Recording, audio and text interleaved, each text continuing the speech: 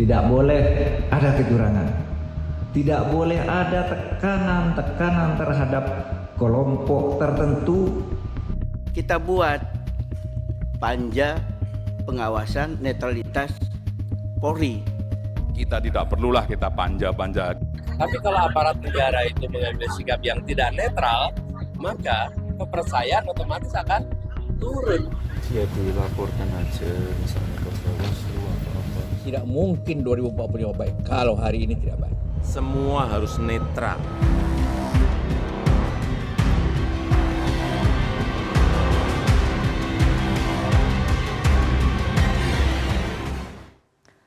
Terima kasih Anda masih bersama kami di Political Show. Tidak lama setelah ditetapkan sebagai capres dan cawapres, para pasangan calon langsung ngegas, saling tunjuk hidung menuding siapa yang bermain curang. Kubu Ganjar Mahfud menuding aparat kepolisian tidak netral dan merasa dalam tekanan kekuasaan. Sementara kubu Prabowo Gibran pun menyerang balik, justru penjabat kepala daerah yang tidak netral menyatakan akan menggalang dukungan ke paslon dari PDI Perjuangan. Sementara kubu Anies Mohaimin atau Amin mewanti-wanti wasit dan pemain tidak bermain curang. Masyarakat pun skeptis terhadap indikasi kecurangan dan menyebut pembangkangan sipil bisa terjadi di Pilpres 2024. Saling tuding main curang di pemilu 2024. Malam ini kita akan membahasnya dengan narasumber di studio. Saya perkenalkan satu-satu. Dari yang paling ujung kanan ada Mas Julius Ibrani, Ketua PBHI.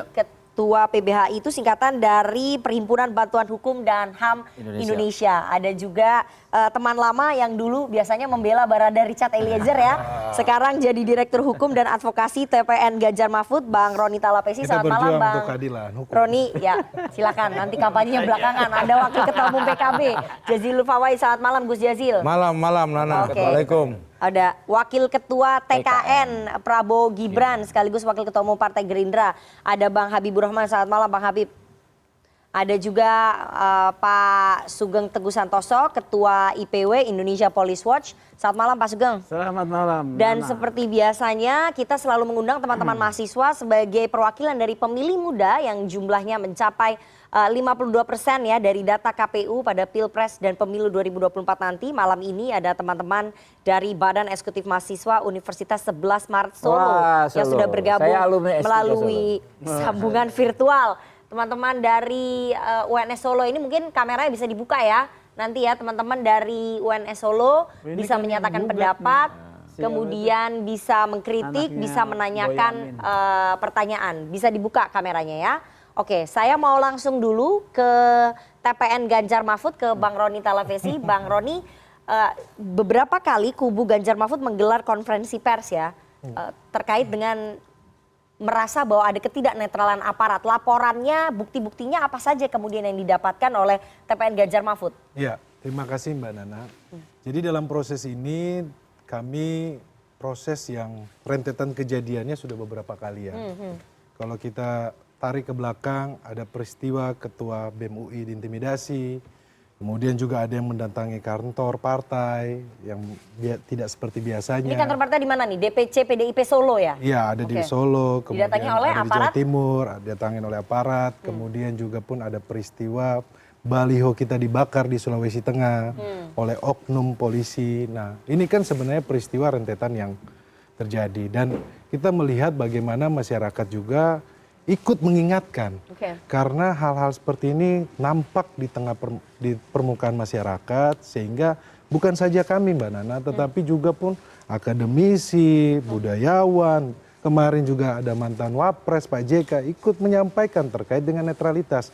Nah kenapa ini perlu kita jaga bersama, kita tidak mau kembali lagi kita seperti di fase Orde Baru, pemilu kita laksanakan dengan penuh ketakutan, intimidasi, kecemasan, hal-hal seperti ini kan sebenarnya tidak boleh terjadi dan kita berharap bahwa proses yang berjalan ini, ayo kita mengajak semua pihak yang sudah sesuai dengan tugasnya, menjalankan tugas dengan sesuai dengan undang-undang gitu. Kalau kemarin juga kan kejadian juga perangkat desa dikumpulkan.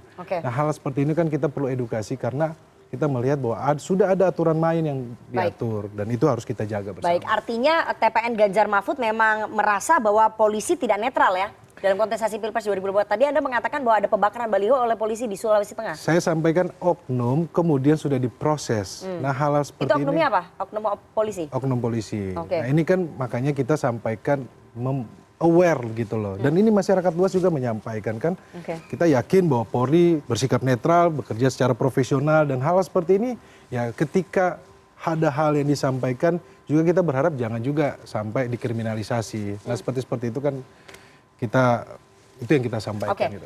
ini PDI Perjuangan, TPN Ganjar Mahfud baru merasakan ini setelah 2 kali pemilu sebelumnya tidak merasa ada dugaan ketidaknetralan. Apakah karena memang paslonnya berseberangan dengan presiden atau bagaimana? Ya ini kan yang kasat mata yang terlihat di masyarakat kan. Dan kita tahu kan salah satu calon wapres ini adalah anak dari Pak Presiden yang sedang berkuasa. Dan ini tidak pernah terjadi. Dan ini terjadi gitu loh.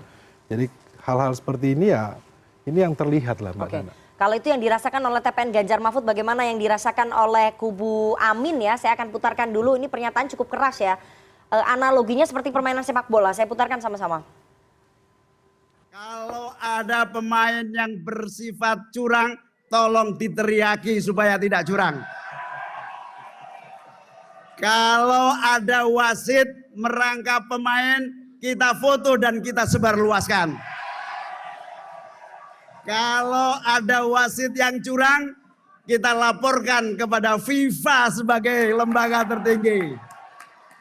Oke, Gus Jazil, ini yang dimaksudkan wasit bermain curang, pemain bermain curang, wasit merangkap sebagai pemain itu siapa? Maksudnya aparat begitu? Tentu di semua perangkat pemilu, Mulai dari peserta pemilu, kontestan pemilu, dan aparat yang harus mengamankan pemilu. Karena memang indikasi soal kecurangan ataupun wacana soal kecurangan sebelum masuk Pilpres 2024 ini, kenapa muncul lebih cepat? Karena memang ada peristiwa di MK, di mana kemudian konstitusi dirubah. Terus terang kemudian muncul semacam, kenapa berpikir kecurangan seperti itu? Karena memang kecurangan itu bermula ketika politik hanya didefinisikan sebagai merebut kekuasaan saja. Ambisi pribadi, ambisi keluarga misalkan, itu akan merusak dan akan menghalalkan semua cara. Terus yang kedua, politik yang semula bermakna sangat tinggi untuk kemaslahatan, kemudian akan berubah ketika muncul indikasi kecurangan. Dan ini ada di dalam proses. Yang kedua, memang kecurangan itu terjadi ketika ada relasi kuasa. Dan itu dirasakan oleh kubu Amin nggak? Nggak, seperti yang terjadi di Orde Baru dulu. Relasi kuasa yang kuat menggiring kepada pihak tertentu untuk menang.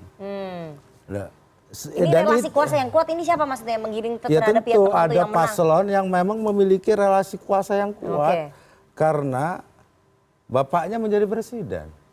Jadi ketidaknetralan itu akibat dari relasi kuasa itu? Bisa terjadi. Bukan berarti menuduh sudah curang. Tapi bisa dari kubu terjadi. Amin merasakan itu enggak? Karena Anda mengatakan tuh. Publik semua merasakan itu. Dan kalau kubu Amin dari awal. Kalau baliho misalkan diturunkan buat kubu Amin nggak ada masalah. Kalau itu melanggar tempatnya. Yang jelas kubu Amin tidak boleh menurunkan narasi perubahan. Dari awal narasi perubahan ini ingin di take down sebenarnya. Sama? Kita menduga adalah orang-orang yang tidak ingin narasi perubahan itu bergerak. Itu maksudnya kekuasaan saat ini? Kan Ya, kekuasaan pengen keberlanjutan, bukan perubahan. Tentu kita tidak posisi menuding kelompok tertentu. Tetapi itu terjadi. Misalkan apa yang dirasakan oleh Pak Anies, apa yang dirasakan oleh Pak Muhaimin. Memang ketika terjadi model kecurangan pola seperti itu sangat halus, tidak kelihatan. Tapi kegiatan-kegiatan dari kubu Amin ada nggak yang diberhentikan ataupun balihonya dicopot? Itu semua bagian dari risiko yang harus dihadapi. Jadi kubu Amin juga merasakan itu? Dari awal sudah dikatakan seperti itu, namun kubu Amin memaklumi. Asal pada batas-batas yang itu tidak kemudian merusak legitimasi. Legitimasi pemilu.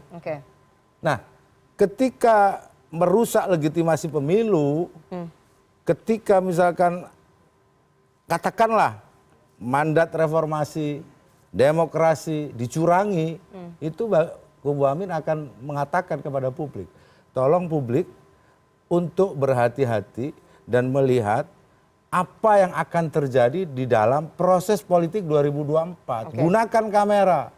Kata bahasa teriakkan.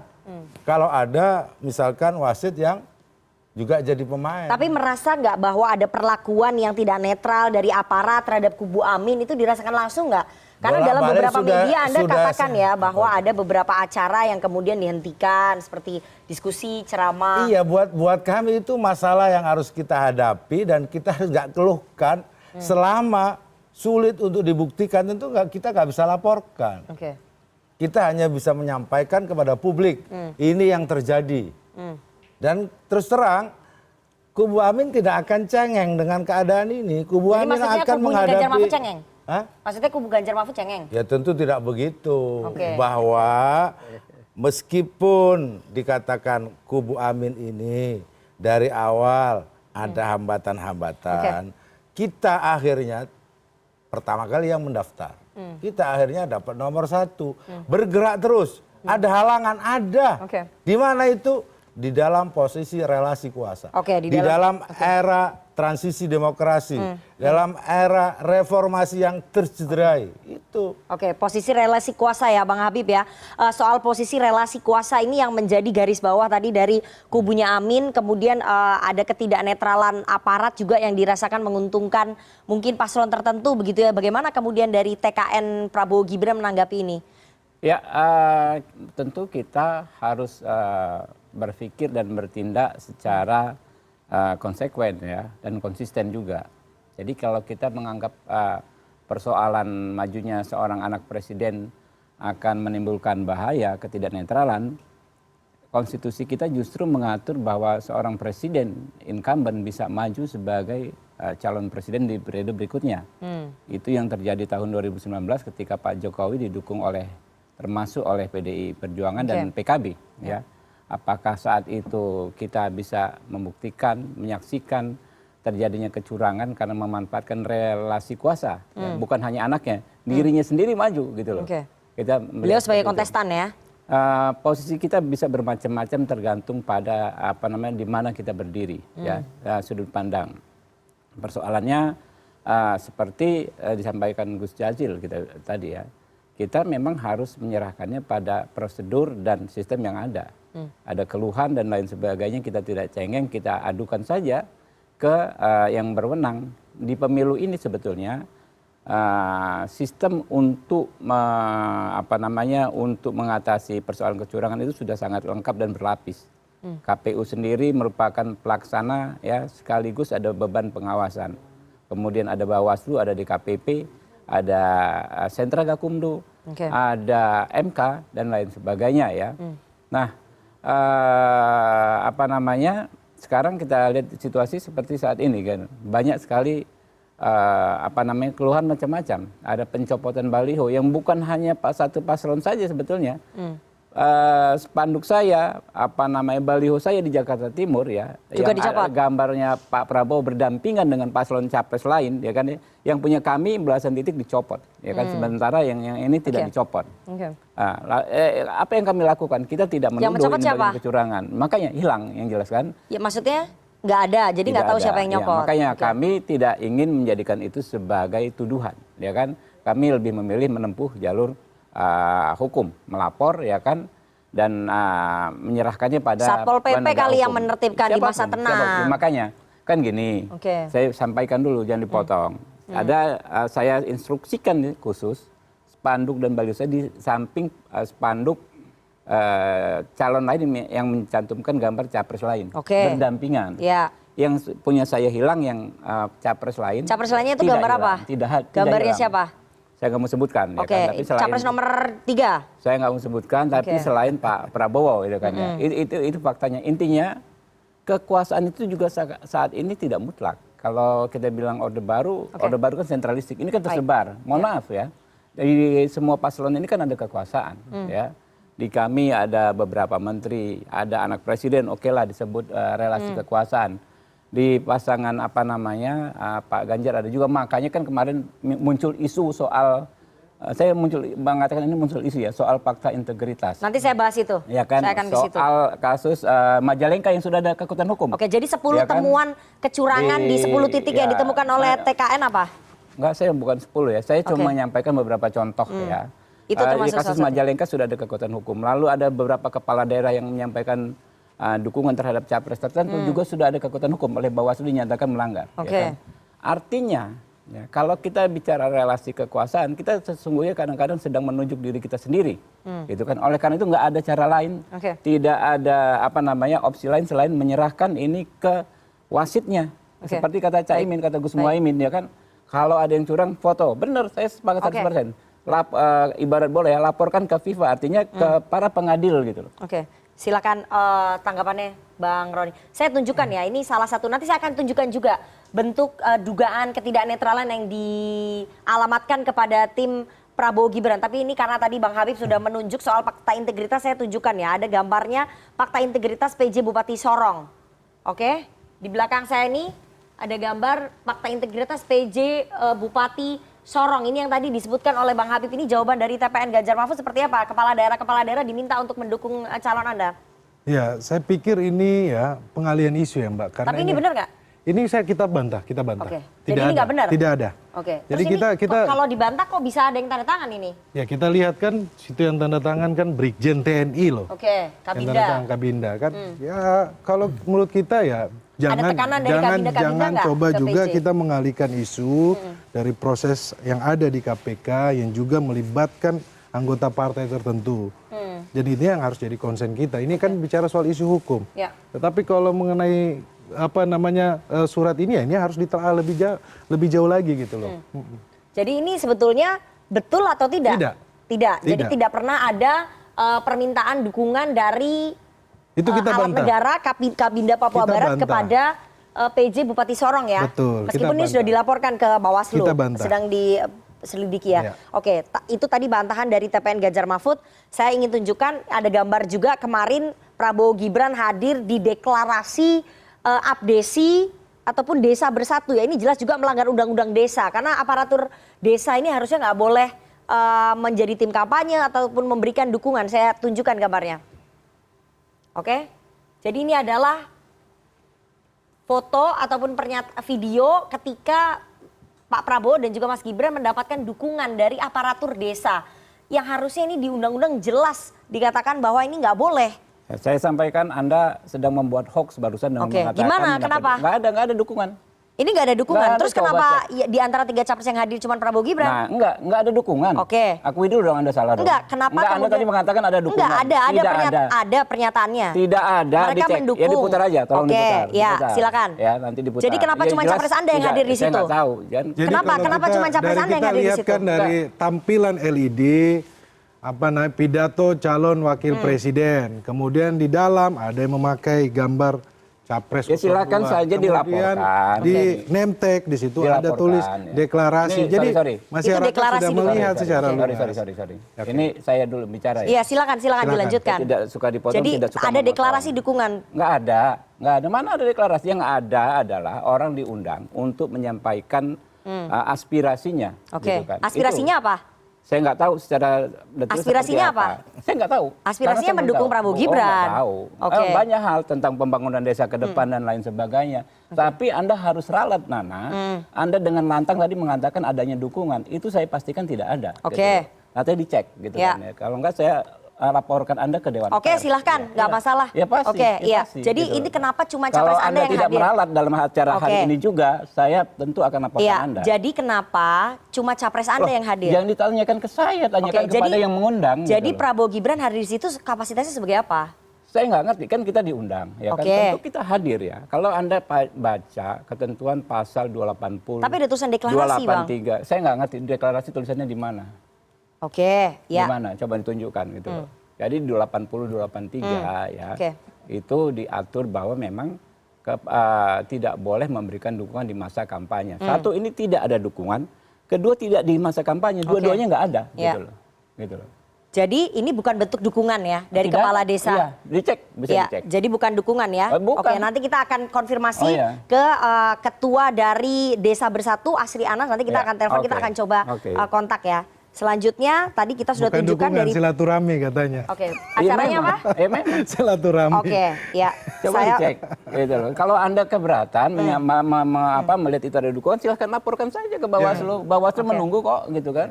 Oke, saya Tadi mau. juga Bawaslu sudah sampaikan, Iya. mereka sedang telaah kan. Ya, Bawaslu juga sama-sama Dan menelaah. Bawaslu mengatakan tidak ada ajakan kok, gitu kan. Oke, saya mau ke Pak Sugeng dulu. Pak Sugeng, ini kan ada beberapa hal ya. Aparat di sini kan bukan hanya aparat kepolisian saja, tapi ada aparatur sipil negara, seperti kepala desa, begitu ya, dan juga aparat TNI. Tapi yang di sini yang di-highlight tadi oleh TPN Ganjar Mahfud adalah pembakaran baliho di Sulawesi Tengah yang dilakukan oleh oknum kepolisian. Tapi dari IPW sendiri melihat bahwa ada tidak sih ketidaknetralan aparat ataupun oknum kepolisian ini di tengah masa pemilu ini? IPW itu mendapatkan data ya, informasi itu ada 3 masuk ke IPW. Satu yang di Sulawesi Tengah ya itu ya, Buton ya, itu ternyata ditindak. Ini oknum yang katanya sedang mabuk membakar salah satu pasangan ya. Kemudian ada kedatangan polisi ke Solo dan satu lagi di kantor DPC PDIP. Oke. Nah, saya mau bilang ini para tim pasangan calon jangan baper gitu ya. Ini kan kontestasi, kompetisi di mana semua pasangan calon itu silakan bermain sesuai aturan dan juga silakan bermain dengan ilmunya masing-masing, tapi jangan baperan ya. Karena begini. Soal keberpihakan, ya keberpihakan itu sudah ditekankan bahwa ASN, TNI dan Polri itu harus netral. Ini adalah syarat legitimasi dari satu demokrasi, ya. Kemudian kedua, kalau pelanggaran ini akan mengena regulasi, semua regulasi ya. Ini akan mengena kepada pelaku, bukan institusi nih, ya. Ketika DPR mulai main dengan panja, dia mau menyerang institusi. Nanti kita bicara panja nih. Iya kan? Kalau misalnya personal dilaporkan, gitu ya. Tapi bahwa ada kubu 2 ini yang merasa bahwa memang mereka merasa ada ketidaknetralan karena ada relasi kuasa tadi, bagaimana? Yang memang oleh karena itu harus dipantau ya. Mantaunya Jangan gimana? bermain isu, tetapi faktual. Gitu ya. Jadi ini buktinya kurang maksudnya? Nggak ada buktinya gitu loh ya. Tidak cukup bisa dibuktikan. Ada peristiwa polisi datang gitu misalnya nih ya. Tapi ke semua partai. Iya, belum bisa dibuktikan. Coba Nana saya buktikan. Oke, gimana? Coba. Gimana? Satu ya dalam proses pemilu, ketika penetapan pasangan capres cawapres itu kemudian di MK terjadi perbuatan tercela. Itu bukti. Loh ini bukan soal di MK-nya. Kalau MK itu kan sedang dikaji. Loh kok sedang dikaji? Sudah diributkan. Justru di situ sumbernya, Benar, Pak. tapi Jadi soal jangan yang mengalihkan lain dari sumber, maksud saya gitu. Bukan benar, itu kan sudah. Itulah kemudian ada muncul. MK Itu muaranya ya? Muaranya dan sumber ada di situ. Saya agak beda. Setiap tarikan. Jadi gini-gini Nana ya. Kita kan bicara soal netralitas aparat ya. Semua regulasi ya terkait dengan undang-undang ASN, undang-undang Polri maupun undang-undang pemilu itu akan mengena kepada pelakunya, ya, kepada pelakunya. Jadi silakan kemudian ditindak mereka, silakan. IPW mendukung, ya. Bahkan misalnya PBHI membuat posko pengaduan sangat mendukung. Saya juga meminta Polri harus netral, ya. Ini adalah prasyarat wajib. Dan juga ASN supaya legitimasi kita kuat ya sebagai satu pemerintahan demokrasi. Karena kalau tidak netral, legitimasi tidak kuat ya, kepercayaan publik rendah ya. Jadi ini tapi kalau isu jangan disebar-sebar, kalian ini pemain semua ya. Yang isu yang mana? Loh, soal polisi tidak netral. Saya tunjukkan tadi, itu bukan isu, loh, fakta ini polisi. yang menjadi sumber. Saya bicara polisi nih, karena saya saya nggak IPW. nuduh-nuduh. Ya? Jadi sebenarnya mau kita jawab, ini Gitu bukan, loh ya. ini masyarakat luas yang bersuara. Lah, jadi budayawan, akademisi. Relawan itu bagian daripada pasangan calon. Bukan, budayawan ya. kalau berbicara seperti itu, kalau Pak Kalau budayawan Bapak kan bilang, bicara soal moral kemudian terkait ada- dengan MK, ya. banyak Jadi yang sudah buktinya sampaikan. kurang kuat Bang Roni menurut Kuat mereka. lah ya. Ya, kalau Kita pun saya mengecek. poinnya beda begini. Kalau dari PBHI udah ada belum laporannya yang masuk dari Posko? Sudah masuk, sudah. Oke, Sudah. apa nih? Teknis lagi diurus. Faktanya katanya kurang kalau menurut Pak Sugeng IPW. Nanti yang menjelaskan kurang atau enggaknya kanal. Jadi saya mau cerita begini. Ini latar belakangnya dulu. Kenapa semua harus dikanalisasi ke dalam proses dan instansi yang sah? Supaya apa? Supaya nggak ribut-ribut di media, supaya masyarakat tetap percaya sama pemilu lancar, PBHI nggak dampingin masyarakat rusuh lagi seperti 2014-2019 yang dibilang Kanda Habib tadi betul. Jadi makanya saya bilang gini, kita sama masyarakat sipil di akar rumput, kita kasih catatan pertama apa? Muaranya bukan di MK, muaranya ketika Presiden Joko Widodo mengeluarkan beberapa pernyataan. Pertama dia cawe-cawe, itu satu. Soal paslon. Harus 2 saja, nggak boleh 3. Satu, ribut di akar rumput. Yang kedua, ketika dia bilang memanfaatkan fungsi intelijen untuk bahkan melihat data parpol, termasuk siapa akan dipasangkan kepada siapa. Itu 2. Yang ketiga, putusan MK. Yang keempat adalah ini yang lagi ribut-ribut sekarang soal baliho, pakai oknum TNI, polisi, kemudian ada BIN dan segala macam. Tapi saya mau bilang gini, semua ini rusuh. Semua ini kisruh di bawah, masyarakat sampai bertanya, kali ini kita golput lagi nggak? Atau kita nyoblos? Gitu. Karena apa? Karena kanalnya ini tidak ada. Tidak ada dalam arti tidak bergerak. Dari semua suara yang rame, siapa yang nggak ada suaranya? Cuma satu, Bawaslu. Nah ini yang kami bilang dalam Posko PBHI, kami membangun persepsi publik bahwa semua ada kanalnya. Semua resmi, semua dijamin undang-undang, semua dilindungi. Kami sudah mengundang ya Komisioner Bawaslu Pak Puadi, harusnya sudah konfirmasi hadir tapi tiba-tiba membatalkan ketika kita kirimkan pertanyaan ini. Nah ini yang kita bilang, suara Bawaslu harus lebih keras daripada TPN, TKN, Timnas, dari masyarakat. Dia harus bilang, kami sudah turun, kami sudah periksa, tidak ada. Kami sudah turun, kami sudah periksa, ada sanksinya begini. Itu yang nggak ada sampai sekarang. Akhirnya apa? Ribut, masyarakat semua ribut, wah begini begitu segala macam. Dan tadi saya sepakat apa yang disampaikan Mas Sugeng, akhirnya apa? Saling tembak menembak. Saya cuma bisa bilang gini, yang pemain. Nah, karena gini, nanti yang rugi siapa? Yang rugi kita satu bangsa ini rugi. Pemilu kita hancur, itu satu. Yang kedua, yang rugi siapa? Bapak-bapak sekalian yang maju ini. Karena yang disampaikan kepada publik kemudian bukan gagasan, bukan lagi pemikiran, bukan solusi. Masyarakat butuh misalnya pemenuhan HAM bagaimana, Hukum ekonomi bagaimana, hukum bagaimana, pekerjaan bagaimana, jangan sampai ada pengangguran. Ini hilang dari diskursus pemilu kita. Loh ini mengerikan. Nah kita kanalisasi itu, makanya kita bilang hari ini kalau ada TNI Polri yang ribut, jangan panggil TNI-nya, jangan panggil Polri-nya, panggil Bawaslu. Kalau Bawaslu nggak bergerak, bubarkan itu. Posisi kita karena suara Bawaslu lah suara wasitnya. Gitu. Kalau sampai nggak ada, yang disampaikan oleh Caimin ya, bahwa wasit jangan ikut bermain. Betul. Nah, gitu. makanya saya juga sampaikan begini, masyarakat nih rame viral di segala macam media sosial. Saya pegang betul apa yang Mas Sugeng bilang. Jangan rame karena yang viral. Sampaikan ke kami. Sampaikan ke kami. Datanya dari PBHI ini apa aja yang udah masuk nih soal ketidaknetralan? Soal banyak, mulai apa dari contohnya? Pencopotan baliho yang lain nggak dicopot. Tadi itu benar yang ada disampaikan. ya? Itu ada. Video Dilakukan ada, foto oleh? ada oknum PNS, oknum Satpol PP, Polri, TNI, termasuk surat Kabinda itu juga masuk kepada laporan kami.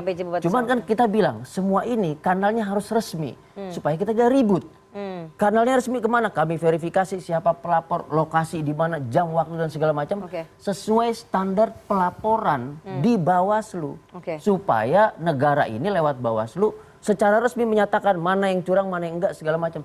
Selesai kita. Saya bilang tadi dari keseluruhan yang ribut ini, yang diproses cuma satu putusan MK lewat MK selesai. Yang lain nggak ada. Dan itu selalu berulang ya. Majalengka ada putusannya Mbak. Iya, Majalengka ada. Yang tadi Mas Sugeng juga Buton Tengah ada Kepala proses. daerah juga ada. Kepala daerah menyatakan dukungan terhadap capres tertentu ada. PNS juga ada, meskipun putusannya belum selesai. Yang kepolisian belum, yang PNS ASN kemudian bilang ini perintah Pak Bupati untuk mendukung calon tertentu, itu juga belum. Nah kami butuh suara dari negara yang resmi dan selesai, ada proses. Kalau nggak ada proses, ya politisi yang memproses ini, buzzer yang memproses ini, semua jadi ini udah nggak karu-karuan begitu ya Mas ya? Makanya saya bilang kata kunci satu, kanalisasi kepada ruang yang resmi, deklarasikan, sikapi oleh lembaga yang resmi. Salah satunya adalah Bawaslu. Titik sampai sini. Karena Bawaslu-nya belum mau bersuara, tapi ya. ini mulai muncul ketidakpercayaan kepada lembaga-lembaga dan institusi negara. Menurut saya ini bahaya. Oke, salah satunya adalah MK. Ya MK termasuk lembaga kepresidenan. Karena kemudian ini dianggap intervensi. Nah, kenapa dugaan-dugaan seperti itu apa bisa disampaikan ke Bawaslu? Tidak, karena itu soal etik. Nah, sekali lagi kita ingin sebenarnya menghindarkan dari interest relasi kuasa yang kemudian memunculkan itu. Tapi nggak bisa dihambat hari ini. Publik akan menyampaikan itu, pengamat akan menyampaikan itu. Seperti yang disampaikan tadi, karena sumbernya itu dari sumber yang kotor. Kalau dalam bahasanya teman PDIP, ini sumber selundupan. Ya, salah satu kanal yang mungkin bisa dipakai adalah ini paslon ilegal, bahasanya begitu kan. Jadi memang Mbak Nana, kalau masyarakat ikut berbicara, ini kan proses demokrasi yang sudah kita bangun pasca reformasi. Kebebasan berbicara, kemudian menyampaikan. Nah, hal seperti ini memang harus kita juga pun, jangan kita menganggap ini karena situasinya karena viral atau apa, tidak. Tapi ini adalah bentuk dari partisipasi masyarakat melakukan check and balance. Melakukan, menyampaikan hal-hal seperti ini. Jadi jangan sampai nanti kalau ada akademisi yang ngomong, budayawan yang ngomong, yang melihat proses demokrasi kita yang mundur ini, kemudian dikatakan ini seolah-olah bahwa karena ada kekhawatiran, ini karena menangis, ada budayawan sampai mengeluarkan air mata, sampai dibilang drama. Itu kan tidak baik. Itu kan mereka menyampaikan aspirasi mereka dari dalam hati. Mereka mengkhawatirkan kita kembali lagi kepada kejadian yang lama, kemudian kita balik lagi yang dibilang sekarang lagi rame itu neo orde baru. Itu kan yang tidak mau sampai terjadi. Berarti neo orde baru ini mengacu ke paslonnya Bang Habib ini, gimana nih Bang Habib jawabannya? Jadi ini masalah bangsa yang harus kita perhatikan, harus lebih luas. Ya, jadi gini, kalau kita bicara publik ya, bicara masyarakat, bicara tokoh dan lain sebagainya, kan tentu ada berbagai versi. Minimal ada 2 versi. Terkait putusan MK misalnya, setelah masyarakat membaca detail putusan MK, timbul banyak versi. Bahwa ternyata seorang Anwar Usman yang tadinya seperti tokoh yang jahat sekali, ketika orang membaca putusan MK, orang bisa banyak yang mengambil kesimpulan, dia dikambing hitamkan, dia dikorbankan. Kenapa? Karena tidak ada pembuktian secuil pun soal adanya intervensi dalam putusan MK tersebut. Tapi kan dia dicopot. Ya makanya, dari itu dia. posisi ketua MK. Itulah dia. Tidak ada pembuktian, etik. tetapi kata Anda tadi, kenapa dicopot? Nah, itulah yang pertanyaan yang timbul di sebagian masyarakat yang lain. Kita nggak menutup mata. Jadi kalau bicara soal aspirasi publik dan lain sebagainya, tidak ada yang dominan, ada A, ada B, ada kiri, ada kanan. Itulah kenapa saya, Pak Ibarani, ya kan mengatakan nggak ada cara lain, Pak. Kita ini semua subjektif, come on. Nggak ada yang nggak subjektif kok, gitu loh. Ada kita semua punya latar belakang. Kalau saya gentle, saya akui. Nah, itulah gunanya institusi yang punya tugas, punya anggaran, punya SDM untuk menyelesaikannya, yaitu adalah Bawaslu. Bawaslu nggak kerja, DKPP, macam-macam gitu loh.